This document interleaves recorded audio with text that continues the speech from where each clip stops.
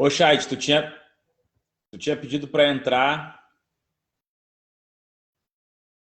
Manda de novo aí que eu bem na hora eu apertei aqui. Manda de novo o teu pedido aí. Manda aí de novo. Vamos ver. Tinha aparecido para mim aqui em cima.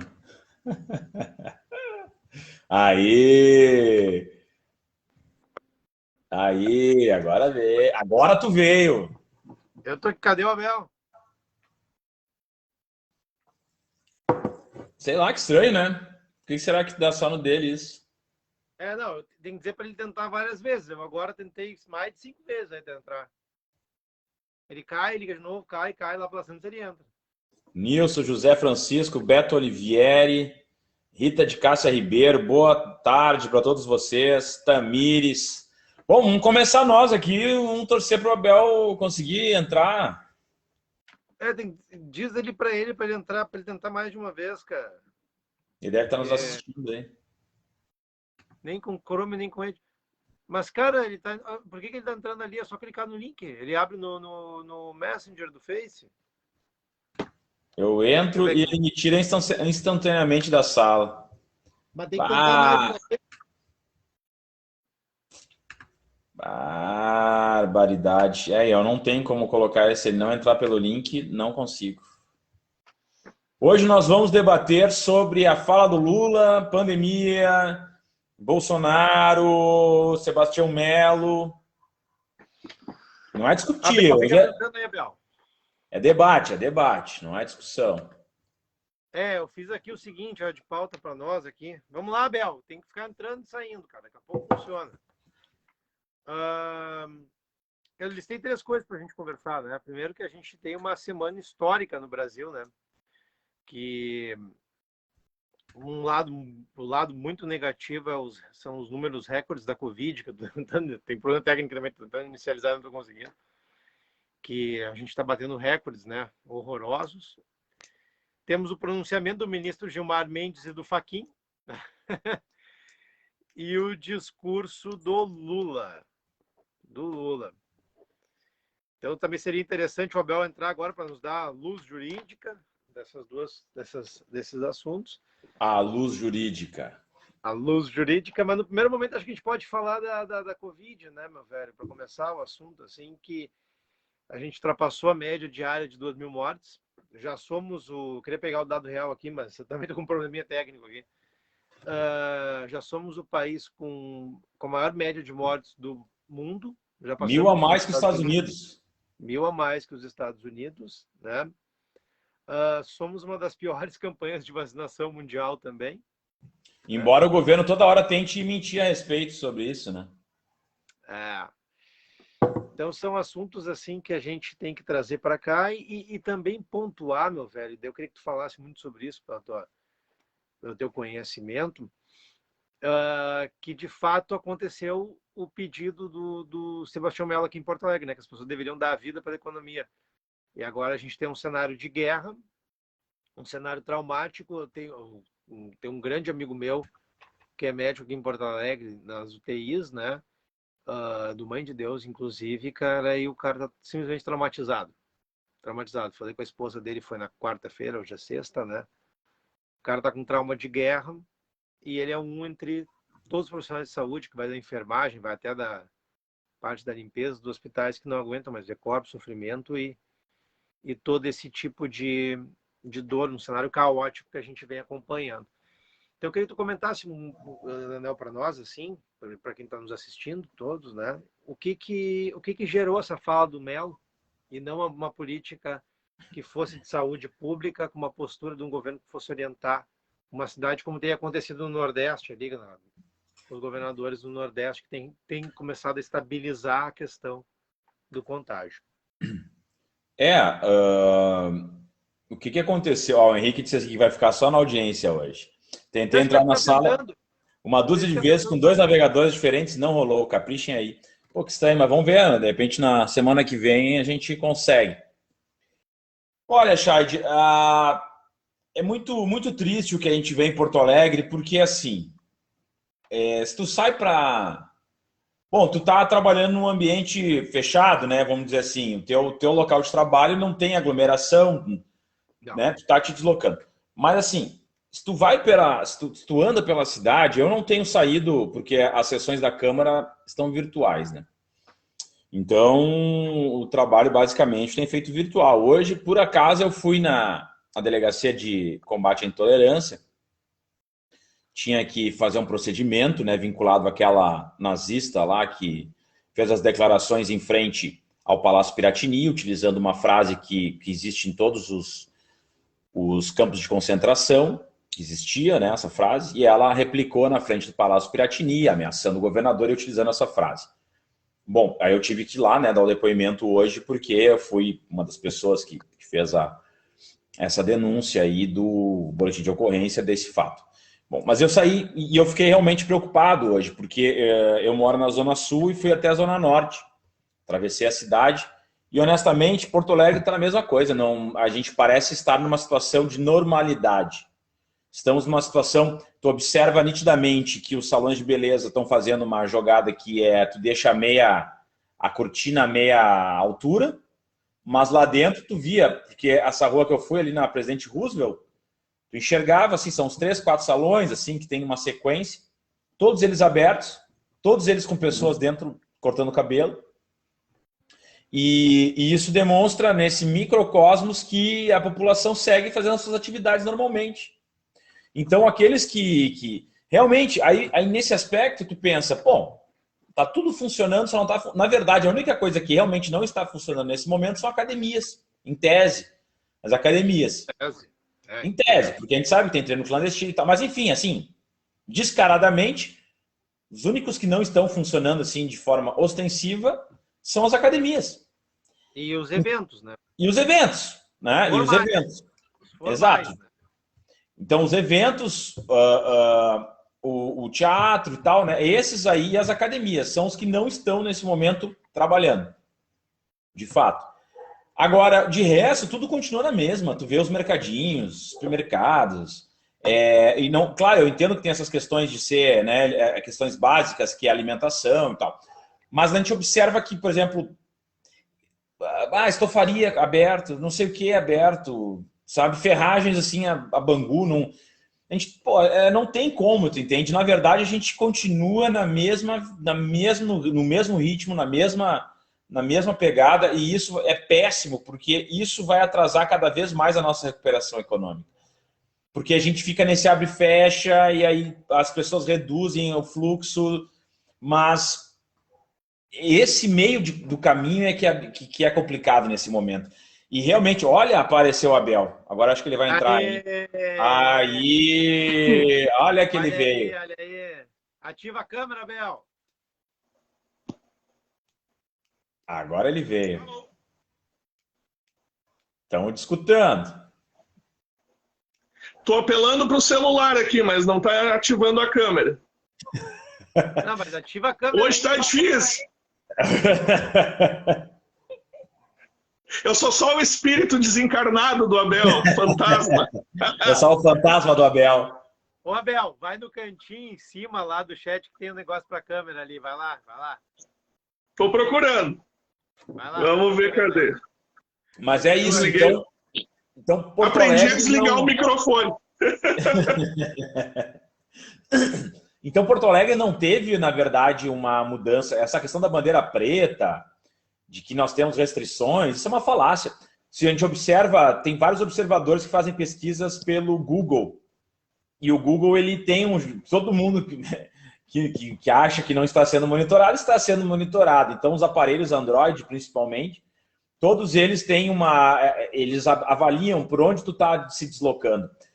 E se constatou que Porto Alegre não houve redução de deslocamentos, entende? Não existe nenhum tipo de isolamento em Porto Alegre. E não por acaso, então, a gente chega hoje na casa de 120%, 130% de ocupação dos leitos de UTI. E isso os leitos de UTI oficiais, porque nas emergências já estão servindo, né? As emergências estão sendo utilizadas como leitos de UTI. E em fevereiro a gente teve um índice absurdo e 75% das pessoas que entravam na UTI por Covid vinham a óbito. Então, E aí tu vê um prefeito que não faz nenhuma fala em relação à redução de circulação de pessoas, que insiste o tempo inteiro somente no discurso econômico e que fica, digamos, parece que a gente está numa cidade que não está numa pandemia. Que nós somos, Porto Alegre hoje é o epicentro nacional da Covid.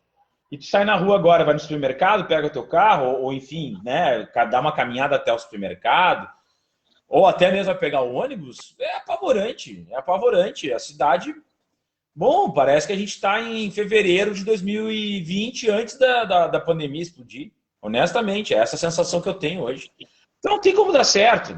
E o que mais me deixa chocado é que tu vê nitidamente que o objetivo do Melo e do Bolsonaro, desses governantes que estão tomando essas medidas negacionistas, é que eles querem manter o eleitorado deles feliz, entendeu? Eles querem manter esse eleitorado satisfeito, independente das mortes. Porque, eu vou dizer, grande parte dos brasileiros estão totalmente...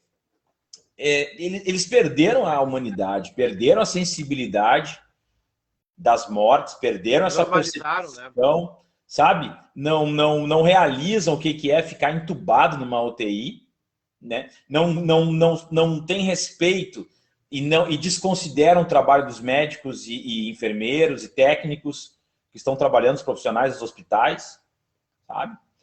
E olha aí, ó, a Marilene está trazendo dado, 33% de isolamento hoje não é nada, 33% não é nada, não é nada. E aí eu fico pensando, aí os caras ficam, tem que abrir tudo, cara, 33% de isolamento, tu imagina se tivesse tudo aberto, do tipo, entre aspas, porque as coisas estão abertas, vamos ser honestos, essa bandeira preta é uma falsidade, é uma mentira.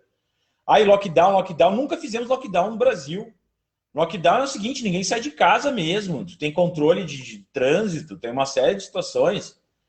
A gente não faz isso, a gente vai pagar, tá pagando o preço, mas parece que assim, 140, 150, a gente vai chegar porque 200% né, esse 200% provavelmente daí não tem nem emergência para socar as pessoas, né, as emergências já estão fechadas.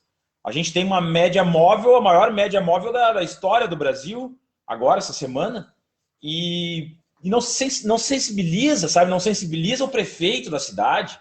É um bolsonarista, para mim já é um cara que, honestamente, sim, eu tinha um certo respeito por ele, pela trajetória, mas para mim é um demente, um cara que só joga pro grande empresariado e morram as pessoas e faz parte do jogo, e toca ficha que Porto Alegre não pode parar.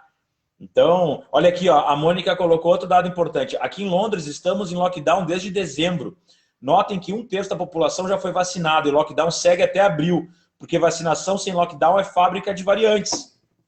Isso é óbvio, isso qualquer lugarzinho que tu vai pesquisar, quanto mais tu deixa a cepa ficar, né, o vírus ficar circulando, tu vai gerando novas cepas, porque ele vai se mutando. Em cada corpo ele muta um pouquinho, e quanto mais pessoas, mais tempo, mais ele vai mutando. Daqui a pouco a gente não vai ter vacina por causa dessa porcaria que o Brasil está fazendo, e o Brasil vai ser o epicentro. Então é isso. Está sendo uma ameaça global hoje, né? É considerado pela OMS uma ameaça global. Dito por as autoridades competentes. Comentando um pouco assim dessa questão do isolamento de Porto Alegre, a gente já viu que fazer um isolamento por si só, se a gente tivesse uma coordenação nacional e municipal, aqui no caso, já seria uma coisa muito difícil, né? Agora, quando tem os exemplos da coordenação jogando contra, sabotando, bom, ela fica incontrolável. Eu fiquei muito chocado com essa manifestação que teve, essa fala nazista que teve à frente do Piratini, que eu não tenho certeza do dado, mas eu li alguns dados que estimavam entre 4 mil e 5 mil pessoas. Eu não sei se isso confere. Não, eu não acho que seja assim. Eu, pelo que eu vi as fotos, eu não tenho como dizer. Eu estou dizendo o que eu li por aí, né? Então, não tem como confirmar. Ainda assim, que fosse 100 pessoas, eu já acho extremamente perigoso e uma falta de consideração com os profissionais de saúde, né? Porque essa turma da classe média está sempre na volta dos médicos, dos planos e tudo mais, e a consideração aí a gente vê que não existe.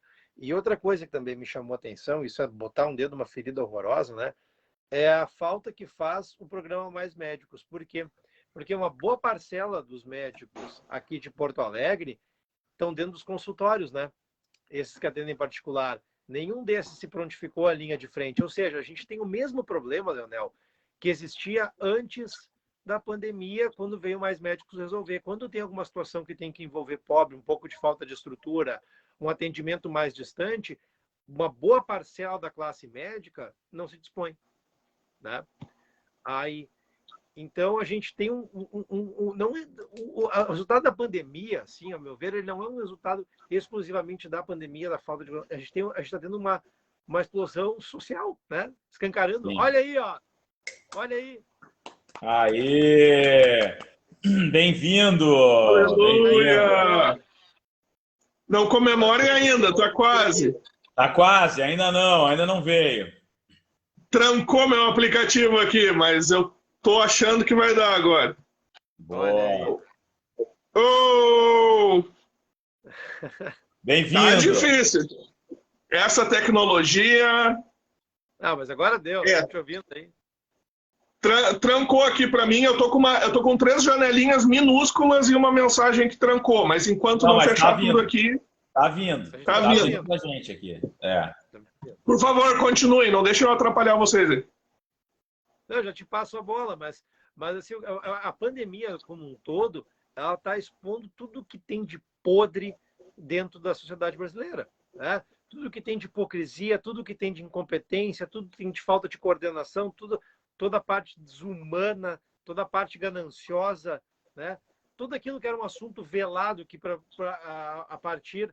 Todos esses assuntos que eram velados e a partir da eleição do Bolsonaro passaram a ser virtudes, né? Eles estão escancarados, aí a gente está vendo o que resulta desse tipo de postura, né? De acordo. Manda, Abel, agora é contigo. Vamos, Abelão! A gente fica desanimado quando vê que parece que existem mais protestos e implicações, né, e um ranço contra o isolamento social do que um efetivo cumprimento do isolamento, porque tanto barulho para isso, né? Eu não fui atrás para confirmar o dado, mas vamos adotar esse dado preliminar que a gente tem 33% de adesão. Tanto barulho para protestar, sindicatos e de lojistas e órgãos representantes de lojistas, né, indo protestar, e já tem gente falando em impeachment do governador, por uma porcaria de 33% de adesão. Isso é praticamente a normalidade disfarçada. Então é desanimador. O pessoal banalizou o uso do termo lockdown, agora qualquer porcaria é lockdown. Imagina, 33% de adesão de isolamento social e o pessoal imagina que isso é lockdown. Ora, lockdown é o que alguns países europeus estão fazendo, como o Leonel bem falou antes. Lockdown tu não pisa na rua. Lockdown tu pode sair para a rua caso tu precise de um atendimento de emergência no hospital, ou tu tem que te explicar para a autoridade por que tu está saindo de casa. Lockdown é todo mundo trancado em casa. O Brasil não fez lockdown nem lá no começo da pandemia, quando pelo menos a adesão ao isolamento chegou perto de uns 70%, né? Pelo menos era um isolamento digno do nome. Isso que nós estamos tendo agora é pura palhaçada. Está todo mundo na rua, o comércio está funcionando informalmente. E uma coisa que eu noto, pessoal, é que parece que essas entidades representativas, que cada dia se comportam de uma maneira mais indigna de respeito, parece que elas não entendem o que está acontecendo. Porque eles ficam batendo numas teses idiotas do tipo, não é culpa do comércio, não é culpa dos lojistas. Gente, ninguém nunca disse que o que está acontecendo é culpa do comércio ou que é culpa dos lojistas. É claro que não é culpa dos lojistas, não é culpa do comércio, não é culpa da polícia, não é culpa dos professores, não é culpa dos advogados, não é culpa dos políticos. O que está acontecendo é uma situação de uma emergência sanitária. E numa emergência sanitária você tem que diminuir a circulação de pessoas para, consequentemente, implicar na circulação, na redução da circulação do vírus. E para você obter essa redução drástica na circulação de pessoas, você fecha o comércio. Quando você está dizendo que o comércio tem que fechar por essa contingência de saúde, você não está apontando dedos e dizendo os culpados pela proliferação do vírus são o comércio. É que se você deixar tudo aberto, as pessoas vão continuar vivendo normalmente. E se as pessoas continuar fingindo que nada está acontecendo e viver normalmente, nós vamos ter essa situação, 115%, 120% de lotação nas UTIs. Então, eu fico me perguntando a que número a gente tem que chegar. Nós já estamos aí batendo na casa dos 2.000 mortes por dia, né? Que era um número que antes a gente achava uma coisa impossível. Não, a gente já passou. O dobro de gente. A gente já passou dos 2.000 por dia, tá? 2.300, 2.400. Sim. E aí a gente fica se perguntando o que falta para se construir um consenso, o que precisa acontecer para as pessoas enxergar o óbvio. E a gente se sente realmente desnorteado, porque parece, depois de um ano, né, de tudo isso acontecendo, ainda tem esse discurso modorrento, esse discurso chechelento, chinelão, não, vidas humanas versus economia, CPF versus CNPJ. Pelo amor de Deus, a pessoa ficou presa num looping temporal em março de 2020 para continuar com essa conversa. Opa! O que é isso? Falta não estou conseguindo ler. Falta o Lula. Falta. Scheid sempre provocativo. Pulando de assunto, Abel. Já que tu chegou um pouquinho atrasado, vamos para. Foi uma semana histórica, né? Está sendo terrível por esses recordes da Covid. Mas a gente tem dois assuntos para falar aqui, que é o voto do Gilmar Mendes, a decisão do Fachin e, por último, o discurso do Lula, né? Então, assim, eu queria que vocês são formados em Direito, né? O que vocês poderiam avaliar do que vem por aí, né? Depois da decisão do Fachin, a PGR já recorreu da decisão, o governo já bateu água na bunda e agora virou um salseiro, né? Tem que anular a decisão do Fachin de algum jeito, entendeu? O Mourão dizendo que o Lula é um político ultrapassado, imagina o novíssimo Mourão, a última versão uma versão de estadista, né? Então, assim, então eu queria que você dissesse o que vai acontecer com isso a partir da decisão do Fachin, avaliando ela juridicamente, você tem capacidade para isso, né? Eu não. E comentar o voto do Gilmar Mendes e os possíveis cenários que se desdobram a partir disso, né? Volta com vocês. Manda, Abel, manda. Não, vai lá, não. Abre alas aí. Não, eu acredito que a decisão do Fachin, na verdade, a decisão do Fachin, ele reconheceu a incompetência da 13ª Vara lá de Curitiba para julgar os casos não conexos com a Petrobras e reconheceu que, em tese, os casos do Lula não são conexos, né, com a corrupção da Petrobras. Então, aí ele remeteu lá para o Distrito Federal, mas ainda não se sabe exatamente onde serão julgados.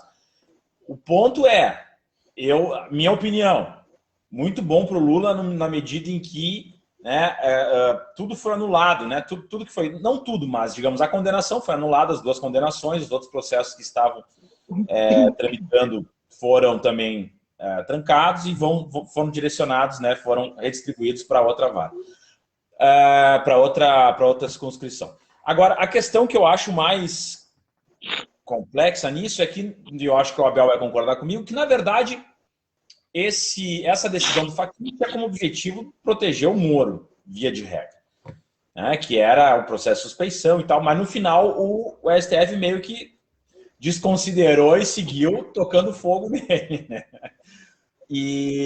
Mas eu acredito, por exemplo, que a Justiça Federal, esse sistema, da forma como ele está constituído, o Ministério Público Federal, da forma como está constituído, ele já é viciado, entende? Eu tenho certeza que eles vão se utilizar isso, fizeram essa artimanha para tentar salvar o Moro, liberaram o Lula temporariamente com esse argumento que não era vara competente, e vão reformular e repetir novamente todos os procedimentos, só que em outra vara, em outra jurisdição ali, e que isso vai fazer com que exista uma segunda condenação, e diz, viu, na verdade, ele realmente era culpado, tu entende?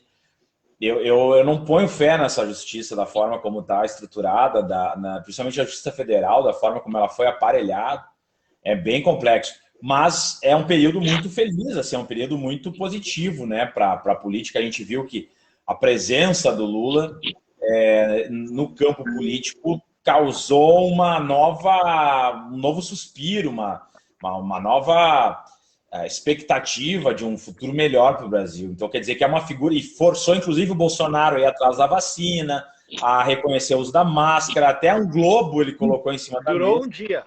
Um dia. Hoje já começou de novo. Mas ele tentou fazer aquela, né? Forçou ele a mudar o tom. Inclusive... Tu sabe que ele foi estimulado, desculpa te cortar, ele foi estimulado pelo filho que disse que tem que enfiar a máscara no rabo. Então ele já preferiu um outro lugar para botar a máscara. Sim, mas é que o rabo dele é na boca, né?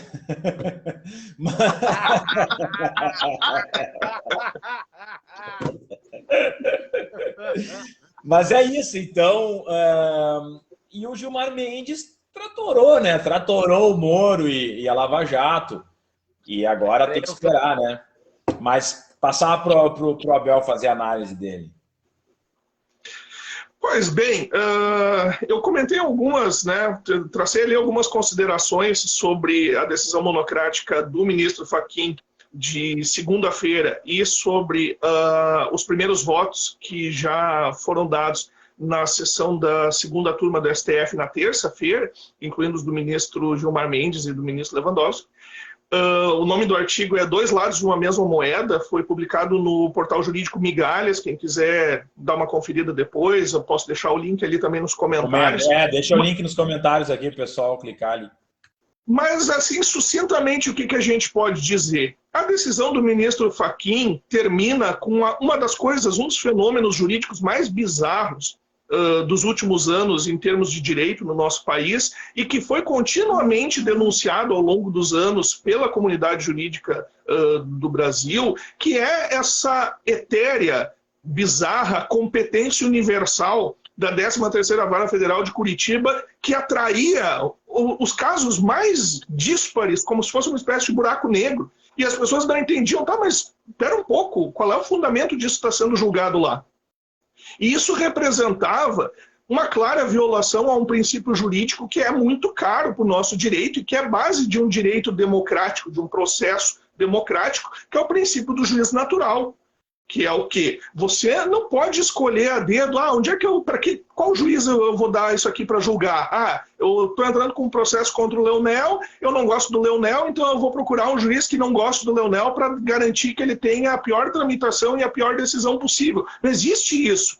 Você não define, né, por critérios de preferência quem vai julgar. Você tem um juiz natural que vai julgar. Então, esse é um princípio fundamental do direito democrático e essa ideia de criar uma espécie de tribunal ad hoc, de exceção, que tinha uma supercompetência e que atraía os casos mais diversos, né, sobre, mas aqui tem uma relação, quer dizer, você construía uma alegação com base em remendos, com base em retórica, para justificar um juízo escolhido a dedo. Isso era questionável, isso faz anos que está sendo, né, a comunidade jurídica tem batido muito nisso, e agora se reconhece que há alguma coisa de muito errado ali. Eu notei que, não só entre a comunidade jurídica, mas entre a população em geral, houve uma consternação com o fato de, mas essa gente é supostamente expert em direito, levaram mais de meia década para se dar conta de uma questão de definição de competência, que é uma coisa trivial, é uma coisa básica, levaram todos esses anos para se dar conta de uma coisa tão elementar. O ministro Fachin tenta justificar, de certa forma, isso no voto, e ele tem, no mínimo, uma razão parcial, quando ele diz que esse critério para definir a competência, essa competência especial que foi atribuída à 13ª Vara Federal de Curitiba, que essa definição, os limites dessa competência, o entendimento a respeito disso foi mudando ao longo dos anos dentro do próprio STF.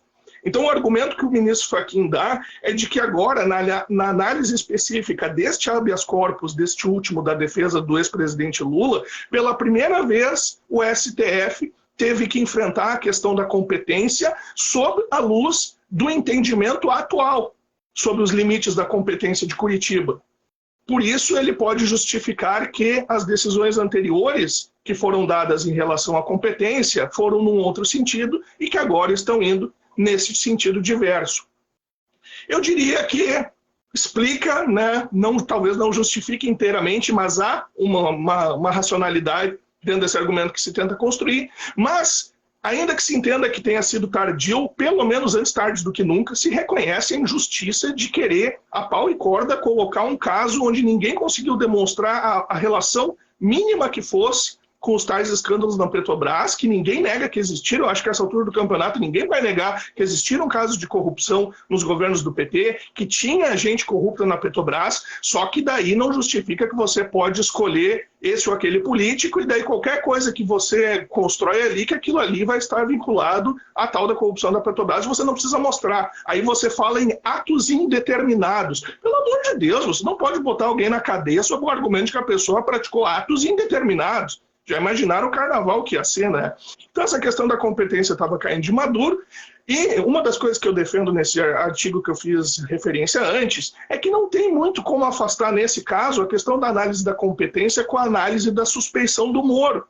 Porque, nesse caso, a questão da incompetência da Vara de Curitiba e da suspeição, elas estão intrinsecamente ligadas por causa que, a partir do momento em que você reconhece que houve esse erro, entre aspas, na competência, você tem que se questionar. Isso aconteceu por um simples erro técnico? Isso foi uma falha técnica? Isso foi um engano inocente de alguém? Ou isso foi uma estratégia costurada dentro de um projeto político disfarçado de persecução penal? Então, nesse caso concreto, a questão da incompetência e da suspeição do ex-juiz Sérgio Moro, elas são dois lados de uma mesma moeda. É por isso que não dá para afastar, e é por isso que fez muito bem o presidente da segunda turma do STF, o ministro Gilmar Mendes, quando no dia seguinte à decisão monocrática do ministro Fachin, colocou em pauta a análise da questão da suspeição, que o ministro Fachin, a meu ver, e aqui não estou fazendo nenhum julgamento, a gente também não sabe, né, a gente não tem bola de cristal, mas fica uma impressão de que ele tentou dar uma solução para o caso que não tinha mais como fugir, ou seja, já era dado como líquido e certo nos bastidores a anulação das condenações do ex-presidente Lula, mas ele tentou, de certa forma, bom, já que vai para isso, vamos enterrar, vamos dizer que houve perda do objeto em relação a essa questão da suspeição do Moro, não vamos mais falar nisso. E é impossível, essa questão tem que se analisar, né? Nada está garantido ainda, tem votos pendentes ainda na segunda turma do STF, já que o ministro Cássio Nunes pediu vistas do processo. Tudo indica que essa questão vai ir parar depois no pleno, porque vai ser objeto de recurso, e há comentários de bastidores de que está se formando uma espécie de frente assim para responder, para se colocar contra esse movimento do ministro Fachin, e de não só não levar adiante a questão da suspeição, né, de fazer naufragar a questão da suspeição, mas daqui a pouco até de reformar a decisão de anulação dos processos. Então nada está 100% definido ainda. Eu opinaria, né, que, então, numa análise preliminar, é difícil isso acontecer, eu acho difícil o STF reformar a decisão de anulação dos processos, mas, sobretudo, a questão da suspeição, nada está definido ainda. Eu acho que, né, como a gente sempre diz, aqui no Brasil ninguém morre de tédio, né? Tem muitos capítulos emocionantes ainda por vir, mas eu concordo muito com uma observação que o Leonel fez. Goste do Lula ou não goste do Lula, o que não dá para discutir é o seguinte: nós assistimos, com o pronunciamento dele na quarta-feira, o primeiro legítimo e autêntico discurso de oposição ao governo Bolsonaro desde o início do governo Bolsonaro. Isso é oposição. Nós estávamos vivendo num país sem oposição, sem uma liderança política de peso, com alcance nacional, fazendo um discurso de oposição. Porque oposição não é você escrever de vez em quando um tweet dando uma alfinetada no presidente. Não é você estar abraçado com ele num dia e daí se desentende e troca uma rusga. Oposição é você ter aquele contraponto sistemático, é você ter um discurso completo, né, de largo alcance, de alcance nacional, que faça um contraponto ao governo. Não dá para chamar um país de uma democracia se você não tem uma oposição estabelecida e sistemática. E pela primeira vez em 2 anos de governo Bolsonaro, a gente assistiu um discurso de oposição. Por isso que tanta gente estranhou. Eu acho que é por isso que nós todos ficamos meio perplexos. Assim, nossa, o que está acontecendo? Sabe? Um líder de oposição, a gente já não sabia mais o que era isso. A gente estava naturalizando a ideia de viver num país onde a oposição era um ou outro comentário negativo em rede social, ou uma notícia, ou a mídia está meio chateada com o governo. Isso não é oposição. Oposição é no campo da arena política. E agora nós estamos diante de um novo cenário redefinido, no qual nós temos uma autêntica e legítima oposição. Não é o Dória que estava abraçado até ontem com o Bolsonaro e se elegeu com o slogan, né, de Bolsodória, e daí ele briga com o presidente, agora eu não gosto mais do Bolsonaro. Não é, isso não é oposição. Oposição é uma coisa firme, consistente, reiterada, sistemática, de alcance nacional, e agora nós temos uma nova liderança, talvez nem tão nova assim, novo / velho, uma liderança de oposição no Senado, e isso muda com certeza todo o tabuleiro. Mas eu quero fazer uma observação nisso tudo que tu falou, Abel. Primeiro uma coisa, né? Eu não achei um pano aqui, mas me parece que o Fachin, vou usar um pincel, passou um pincelzinho na história. Assim, né? Vamos sepultar isso aqui, ó. Vamos deixar assim, entendeu? Porque o que acontece, cara? Se nós aqui, né? E nós, nosso maravilhoso grupo de política que é o Chitaras, a gente sabia tudo isso estava acontecendo desde 2014, 15, né? Não, eu fico com uma estranheza que o Fachin acordou um dia de manhã, né? A gente veio da colônia ali, então a gente tomando o café da manhã dele ali, pegando um pão de milho, enfiando uma nata, né? Enfiando uma linguiça, ele olha assim, ó, Che, vem cá, vou anular o processo do Lula. Hoje eu tô afim, foda-se, corto minha barriga, vou lá fazer isso aí. Não me parece que foi uma situação dessa, até porque tem mensagens ali, o Fachin é nosso. Então, a impressão que eu tive disso tudo foi o Fachin pulando fora do projeto político Lava Jato, ao qual ele era aliado, né? Ele era um aliado direto do projeto, junto com o Influx Trust, aquela palhaçada inteira. Me parece que essa turma está querendo, sim, meio que ficou com vergonha do que se desdobrou a isso, né? E agora está querendo dizer assim, gente, vamos parar aí, né? Vamos fazer uma anistia disso, né? O Brasil tem anistias, né? O Brasil adora anistia de crime. Então, assim, me parece que está tendo uma anistia disso aí. Vamos deixar assim, ó. Vamos parar aqui, vamos deixar isso por aqui, vamos pular fora. Depois a gente vai ver o que vai acontecer, mas vamos sepultar isso agora. E eu queria perguntar uma coisa para vocês dois. Antes a gente já está no discurso do Lula, se tem alguma chance com esse movimento do Gilmar, que foi essa ampla crítica à imprensa, né? Bom, ele destroçou a imprensa, o Moro, enfim, toda aquela delícia que foi ouvir ele discursando. Se tem uma chance da gente caminhar para uma questão de justiça como está acontecendo na Bolívia agora, onde os golpistas da Bolívia estão sendo julgados e, inclusive, presos. Vocês conseguem vislumbrar isso nesse cenário? Inclusive hoje, né, foi presa... Agora voltou? Voltou meu áudio? Voltou. Tá, beleza. Inclusive a maior articuladora hoje foi presa, né? Deixa eu até te dizer agora, esqueci o nome dela aqui, mas que foi a que se apropriou, sentou na cadeira presidencial, acabou de ser presa. Deixa eu ver. Jeanine Agnès. Então a senhorita Jeanine Agnès foi presa justamente pelo golpe que eles deram em 2019, o golpe de Estado. É claro, na Bolívia foi muito mais declarado, né? Ele foi muito mais frontal, assim, né? Não teve tanta sutileza como foi no Brasil. Mas a gente observa nitidamente que os abusos... É que tudo é uma situação que muitas pessoas se aproveitaram dessa articulação que foi feita, porque o golpe contra a Dilma é declarado, né? Não existia nenhum motivo para aquele impeachment. Crime de responsabilidade. Bom, depois daquilo a gente já teve, meu Deus. Bom, se fosse para usar aquela régua para Bolsonaro, a gente já teria, então, sei lá, mandado o Bolsonaro para Marte, se era para usar aquela régua uma boa ideia. De responsabilidade. Não, mas se a gente for usar uma régua de razoabilidade, digamos, então, como foi, imagina, 280 mil mortes e não bota fora a vacina, enfim, crime de responsabilidade é o que não falta.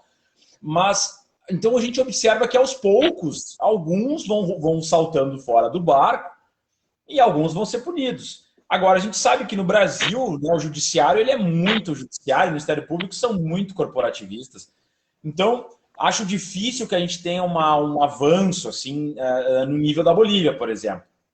Mas o caso do Daniel Silveira, e a gente está vendo que tem debates hoje entre o Melo e o Alexandre de Moraes, é um caso, é um case, né, e a própria Sarah Winter, são dois cases de ser avaliados. Não se é positivo ou não, não sei, mas a gente começa a observar que algumas situações já começam a não ter uma...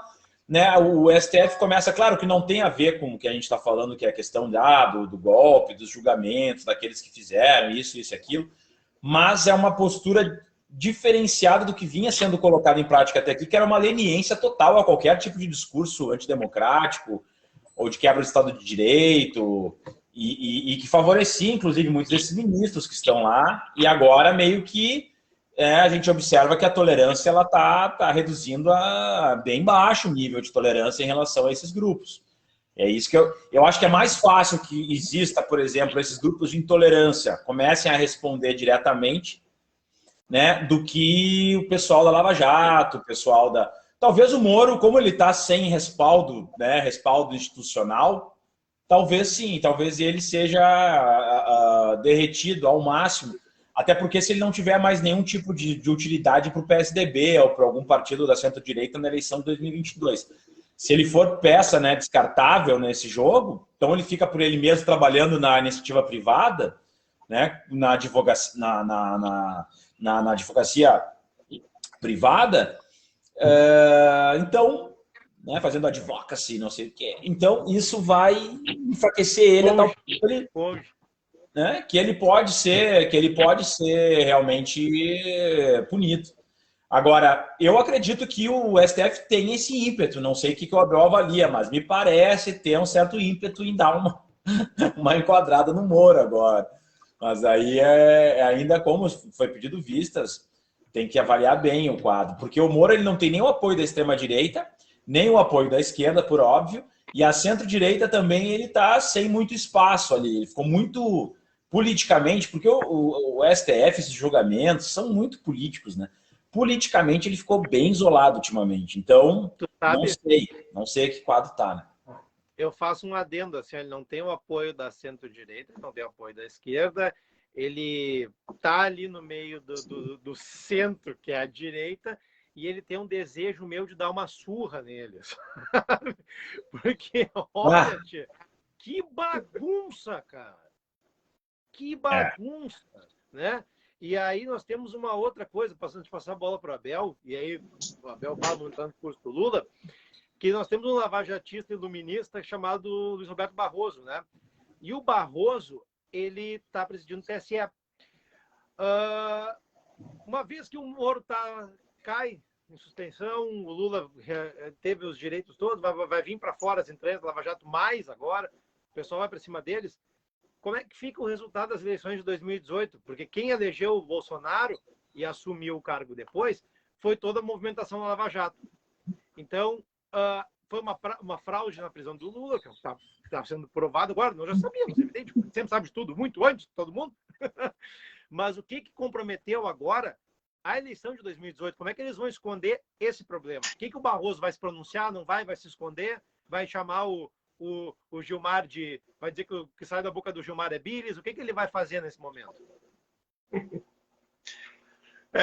Eu diria, né, que a chance de a gente ver uma procedência na alegação de suspeição do ex-juiz Sérgio Moro, ela é real. Isso pode realmente vir a acontecer. Agora, quando a gente pensa em termos de uma releitura crítica e até jurídica, de processos políticos de maior envergadura, se a gente olha para a história do Brasil, a gente vê que a gente não tem tradição de fazer essas prestações de contas, né? Ao contrário de outros países latino-americanos que fizeram retroativamente uma revisão dos atos praticados durante suas ditaduras militares, aqui no Brasil tudo foi varrido para debaixo do pano. Quando muito tempo depois, já em caráter extremamente tardio, foi-se criar uma comissão da verdade, aquilo ali serviu como o mais poderoso estopim para o rompimento dos militares com o governo Dilma, e foi uma das coisas que motivou, né, criou ali o clima de bastidor para a derrubada dela posteriormente em 2016.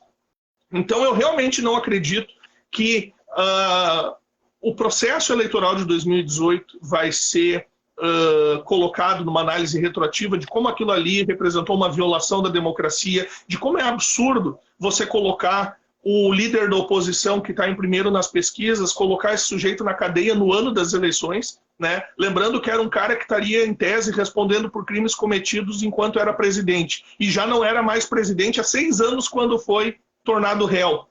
Aí, num espaço recorde de 2 anos, ele passa de réu para condenado em 2 instâncias a tempo de ser oportunamente preso antes do pleito eleitoral. Ora, se isso acontecesse em qualquer outro país, se isso acontecesse na Venezuela, se isso acontecesse na Rússia, se isso acontecesse em qualquer país latino-americano, nós diríamos que era uma clara violação da democracia. Aqui no Brasil tentou se naturalizar o que aconteceu em 2018, como não, isso é uma coisa normal, isso é um processo totalmente jurídico e não político. E, né, nós já percebíamos na época que aquilo era artificial, que era uma desculpa artificiosa, e agora está mais demonstrado que nunca.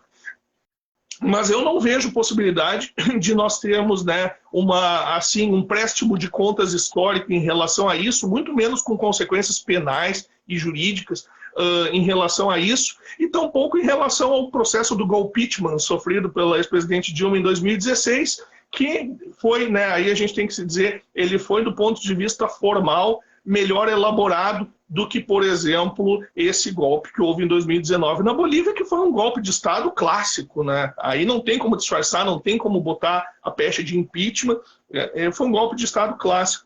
Então eu acho que aqui nós vamos continuar, salvo casos pontuais envolvendo indivíduos, o Moro, os abusos, excessos cometidos pelo deputado que ainda está preso ali, mas esses processos históricos maiores, a gente vai continuar lidando com eles retroativamente, com notas no jornal 50 anos depois.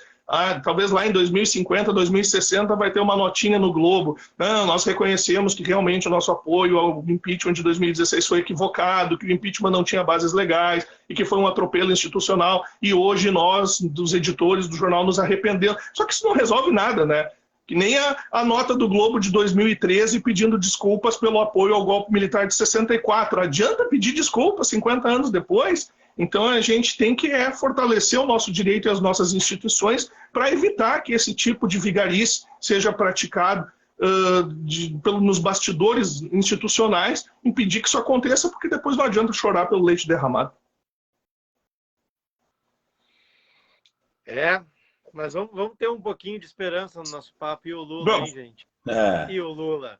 O Lula foi o que o Bel falou, né? O Lula deu uma aula ali, foi representativo demais, assim, como uma liderança da oposição, com um discurso de governo paralelo, vamos dizer assim, né? Digamos, trazendo as soluções para aquilo que não está sendo resolvido, né?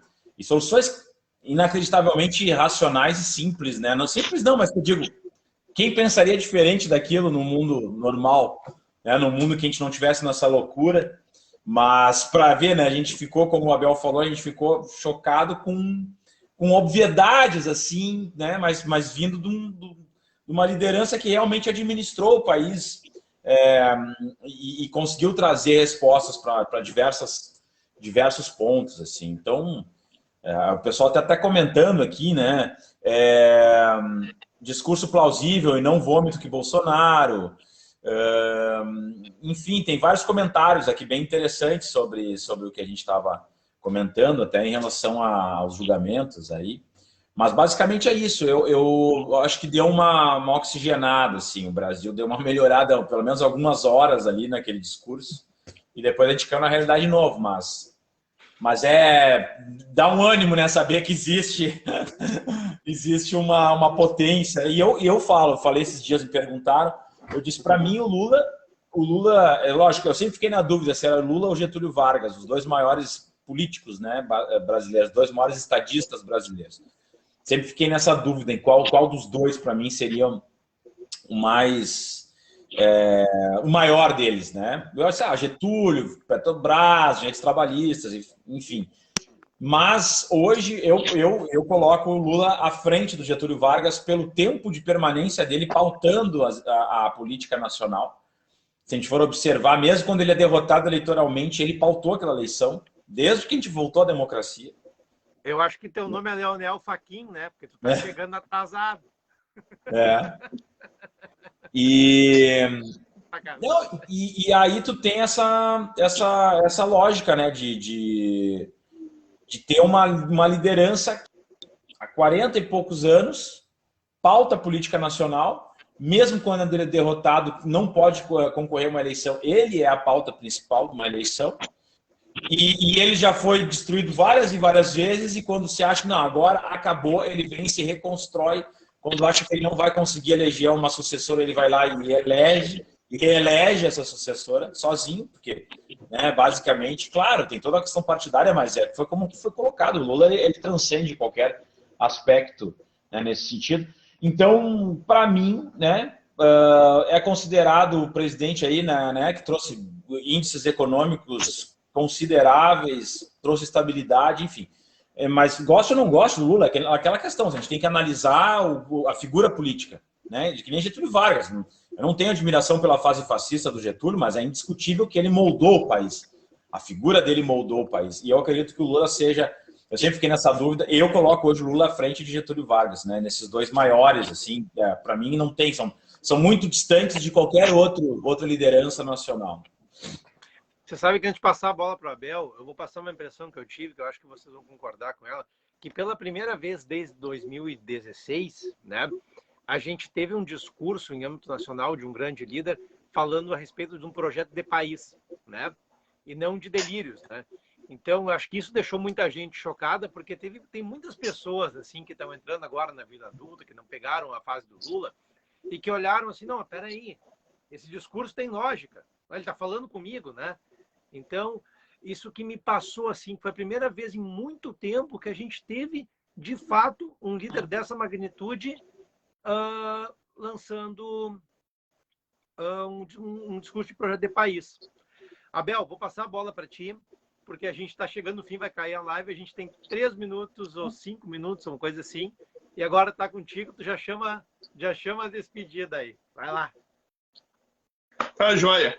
Cara, eu acho que tu sintetiza muito bem. Não é uma questão de a gente se atirar, né, que nem umas cheerleaders assim, numa paixonite sem crítica ao Lula, né? Não é isso. Você pode ver problemas Você pode ver problemas na ideia de ele ser candidato em 2022, você não precisa amar o Lula de paixão, você pode ter suas restrições, pode achar que ele está muito velho, etc, etc. Tudo isso é natural.